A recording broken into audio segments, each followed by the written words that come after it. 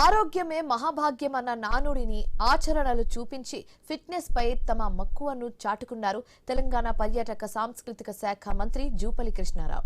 నాగర్ కర్నూలు జిల్లా కొల్లాపూర్ శివారులోని తన వ్యవసాయ క్షేత్రంలో బావిలో వారెవ్వా అనిపించేలా బ్రేక్ లేకుండా 1 గంట 20 నిమిషాల పాటు ఆయన ఈత కొట్టి చూపించారు.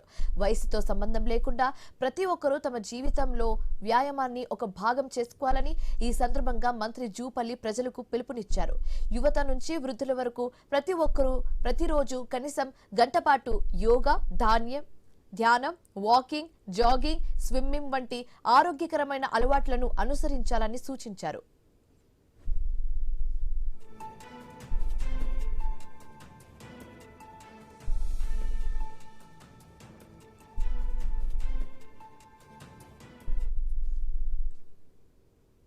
ఆరోగ్యమే మహాభాగ్యం అన్న నానుడిని ఆచరణలు చూపించి ఫిట్నెస్ పై తన మక్కువను చాటుకున్నారు తెలంగాణ పర్యాటక సాంస్కృతిక శాఖ మంత్రి జూపల్లి కృష్ణారావు.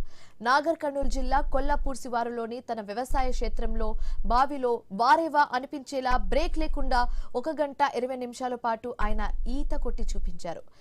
ఈ వయసుతో సంబంధం లేకుండా ప్రతి ఒక్కరు కూడా తమ జీవితంలో వ్యాయామాన్ని ఒక భాగం చేసుకోవాలని ఈ సందర్భంగా మంత్రి జూపల్లి ప్రజలకు పిలుపునిచ్చారు.